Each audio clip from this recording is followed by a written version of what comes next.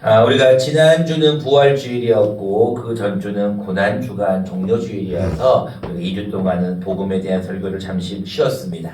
우리 4월달 한 달 동안은 이 제2원리를 가지고 우리가 함께 말씀을 좀 나누려고 합니다. 여러분들이 다 잊어버렸을 것 같은데 제1원리가 뭐였는지 기억이 나시나요?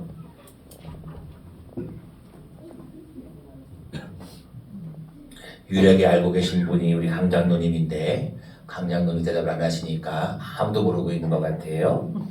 자, 제1원리가 뭐였죠? 하나님은 당신을 사랑하십니다. 한 명이 대답했습니다. 여러분, 사형리 지금 4가지 영적인 원리를 가지고 말씀을 나누는데 제1원리는 하나님은 당신을 사랑하십니다 라는 거예요. 여러분들이 계속 외우셔야 돼요. 여러분들이 일주일에 한 번 듣기 때문에 잊어버릴 수는 있어요. 그래도 계속 반복을 해야 될 이유는 이게 복음이기 때문에 그래요. 여러분들 누구를 만나도 이 이야기가 탁 나와야 돼요. 같이 한번 우리 한방을 통해서 같이 한번 읽어보도록 하겠습니다. 큰 소리로 읽겠습니다. 시작. 하나님은 당신을 사랑하십니다. 여러분들이 누구를 만나든 어떤 사람과 대화를 하든 첫 마디가 이게 되어야 돼요. 뭐 식사는 하셨어요? 건강하세요? 뭐 요즘 어떻게 이런 것도 물론 대화가 될 수 있지만 첫 마디가 하나님은 우리 어르신을 사랑하십니다. 이렇게 얘기하시는 거예요. 그러면 그분이 뭐라고 얘기를 하셔요? 뭐라고? 나를 사랑한다고? 보통 사람들은 그렇게 인사 안 하거든요. 보통 사람들은 그냥 뭐 건강과 안부를 묻는데 하나님은 어르신을 사랑하십니다. 이걸 꼭 외우시면 제일 좋아요. 자, 그리고 나서 제가 2주 전에 어떤 얘기를 했냐면 여러분들에게 조금 더 구체적으로 2가지를 좀 얘기했는데 하나님은 여러분들을 사랑하실 뿐 아니라 여러분들을 위한 특별한 계획을 가지고 있습니다 라고 제가 2주에 걸쳐서 여러분들과 함께 설명을 했어요. 기억하실는지 모르겠어요. 우리 이제는 이 말씀으로 인사를 하고 말씀을 받도록 하겠습니다. 우리 옆에 계신 분과 이렇게 인사하겠습니다. 하나님은 그 땡땡에 그 사람의 이름을 넣어야겠죠? 하나님은 이름 모르겠으면 직분을 넣으면 됩니다. 하나님은 누구누구를 사랑하시고 하나님은 누구누구를 위한 특별한 계획을 가지고 계십니다. 우리 옆에 계신 분과 함께 인사하면서 말씀을 받도록 하겠습니다. 옆에 계신 분 쳐다보면서 같이 한번 외치겠습니다. 시작. 하나님은 우리를 사랑하시며 누구를 위한 특별한 계획을 가지고 계십니다. 근데 아무도 안 따라하는 것 같아. 소리가 안 들려. 소리가 좀 커야 되는데 우리 강가비 집사의 소리도 하나도 안 들려. 자, 현정자매가 큰 소리로 엄마를 향해서 하나님은 우리 엄마를 사랑하시며 이렇게 하는 거예요. 다시 한번 우리 힘차게 중요한 말씀이니까 옆에 있는 분을 쳐다보면서 다시 한번 우리 힘차게 외쳐보겠습니다. 시작. 하나님은 늘 사랑하시고 누구를 위한 특별한 계획을 가지고 계십니다. 아멘. 여러분들, 하나님은 여러분들을 사랑하셔요. 여러분들을 위한 특별한 놀라운 계획을 가지고 있습니다. 근데 오늘 본문 말씀 3장 23절에 보니까 하나님이 우리를 특별히 사랑하셔서 그리스도를 믿음으로 말미암는 모든 믿는 자에게 미치는 하나님의 의인 차별이 없는 의를 주셨는데 그럼에도 불구하고 23절에 보니까 모든 사람이 뭐를 범하였어요? 죄를 범한 거예요. 지금 21절부터 보면은 이제는 율법 외에 율법으로는 죄를 깨닫게 하는데 율법 외에 하나님의 한 의가 나타나셔서 율법과 선지자들에게 증거를 받아서 이 의가 무엇이냐면 예수 그리스도를 믿음으로 말미암아 모든 믿는 자에게는 미치는 하나님의 의라 그랬어요. 그 하나님의 의가 무엇인가? 여러분들이 다 아는 하나님의 사랑이에요. 여러분들이 죄를 지었는데 여러분들이 도저히 사랑받을 만한 가치가 없는데 여러분들을 뭐 하신다고요? 사랑한다는 거예요. 예영이 1학년 학생 어린이 하나님이 예영이를 사랑하는 걸 믿어요? 1학년 강서의 어린이 하나님이 우리 서예를 사랑하는 걸 믿어요?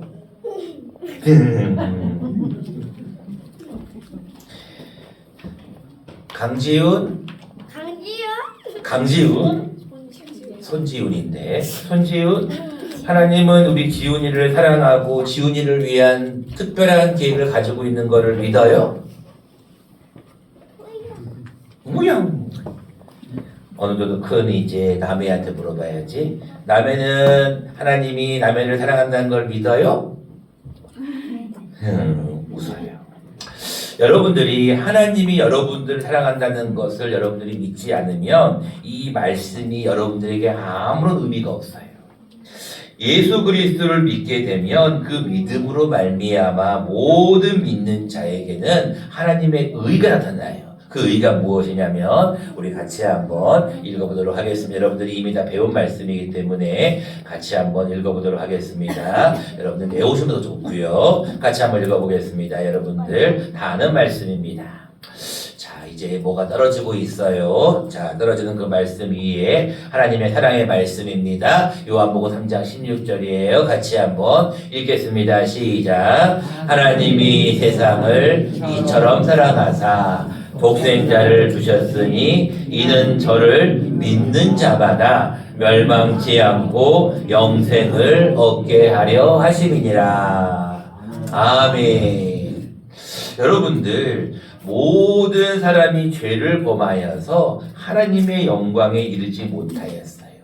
이제는 우리가 다 죄를 지어서 지옥에 가야 돼요.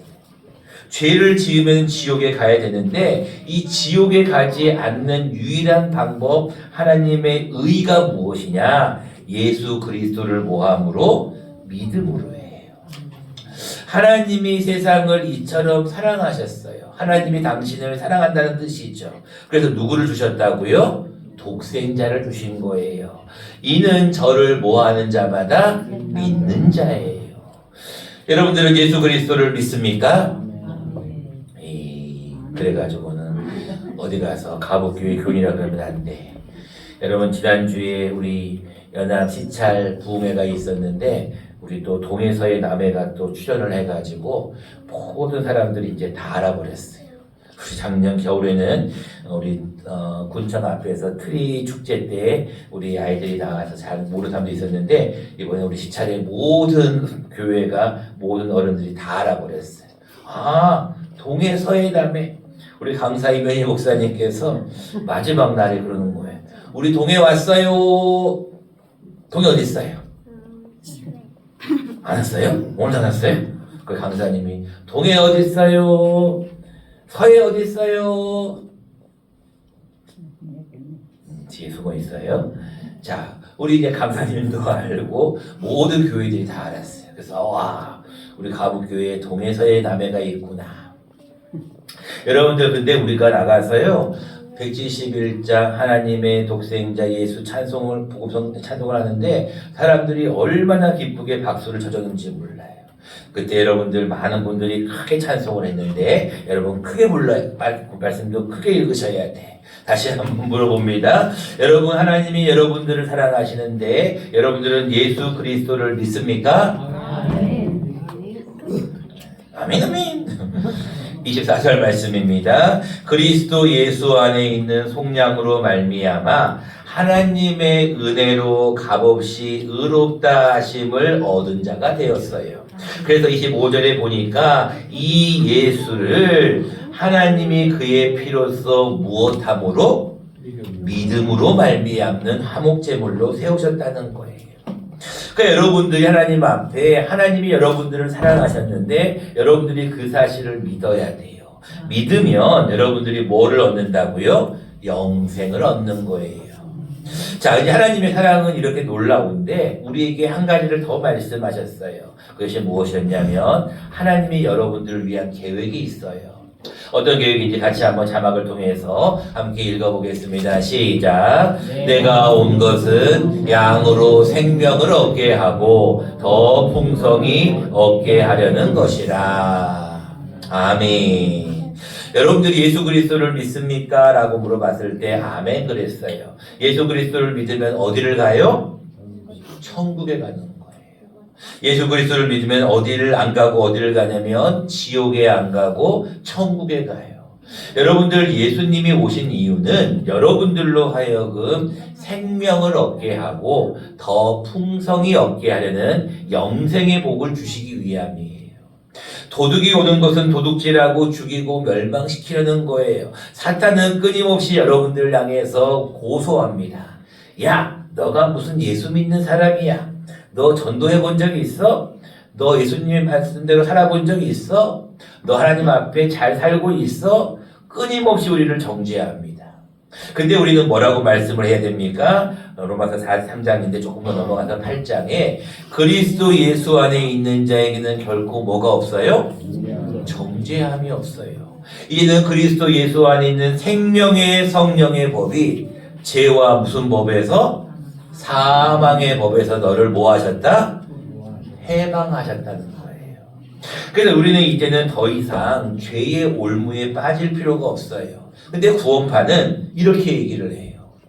야, 너희 한번 예수 믿었잖아. 너희 모든 죄가 다 사해졌다.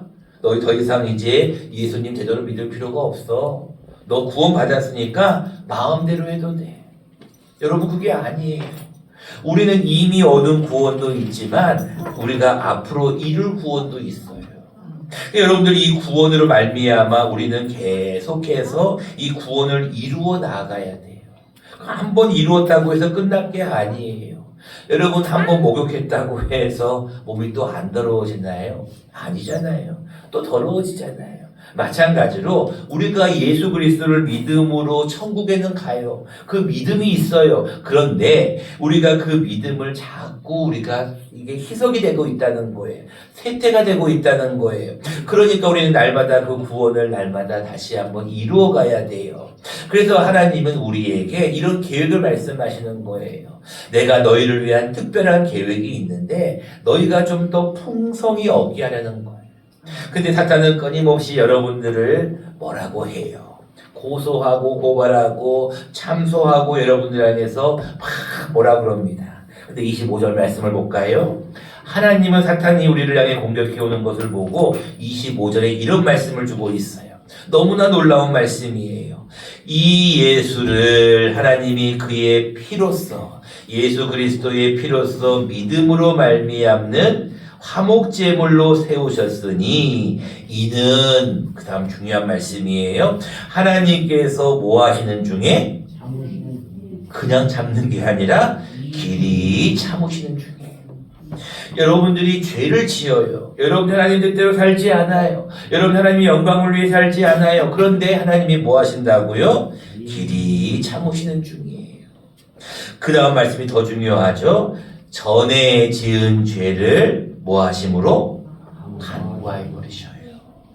그러니까 여러분들이 옛날에 지었던 죄를 간과하는 것은 넘어가 버린다는 거예요.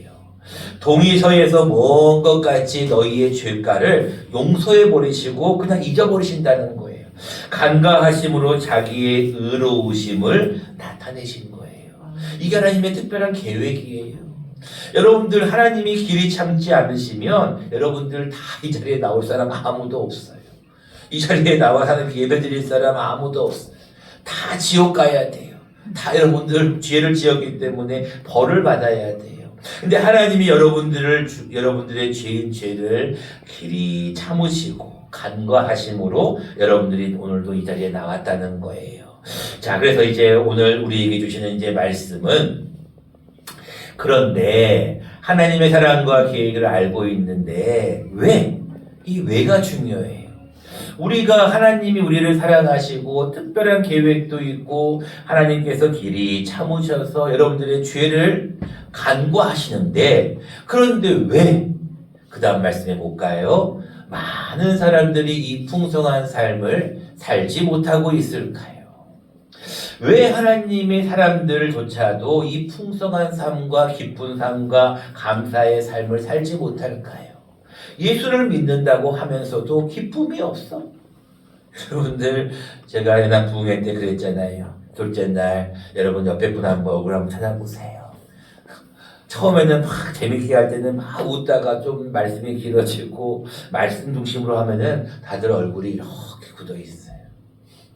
여러분들 교회는요 기쁨이 있어야 돼요. 교회는 감사가 있어야 돼요. 교회 오면 왠지 모르게 마음이 뜨거워져야 돼요. 엠마오로 가던 제자가 그랬잖아요. 하나님의 말씀을 들을 때, 예수를 만나서 말씀을 들을 때 우리 마음이 뜨겁지 않더냐. 예배를 드릴 때는 마음에 감격이 있어야 돼요. 찬송을 부르면 기쁨이 있어야 되고요. 여러분들 하나님 앞에 예배를 드릴 때 기쁨이 없으면 풍성한 삶이 허락되지 않는 거예요. 그래서 여러분들이 풍성한 삶을 살기 위하여서 제2원리를 오늘부터 이제 배우기 시작합니다. 지금까지는 이제 1원리에 대한 설명을 잠깐 복습을 했고요. 자, 제2원리를 이제 여러분들이 외우셔야 됩니다. 같이 한번 읽어보겠습니다. 시작. 당신은 죄에 빠져 있습니다. 자, 이제 여러분들 제1원리가 무엇이라고요? 당신은? 제1원리가 뭐라고요? 당신은? 하나님은 당신을 사랑합니다.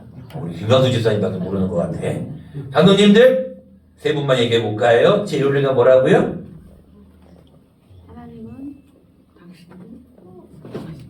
장로님 세 분 어디 가셨어요?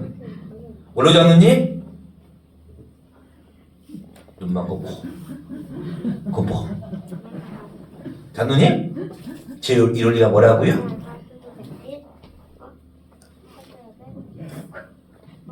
강장로님? 제 1원리가 뭐라고요?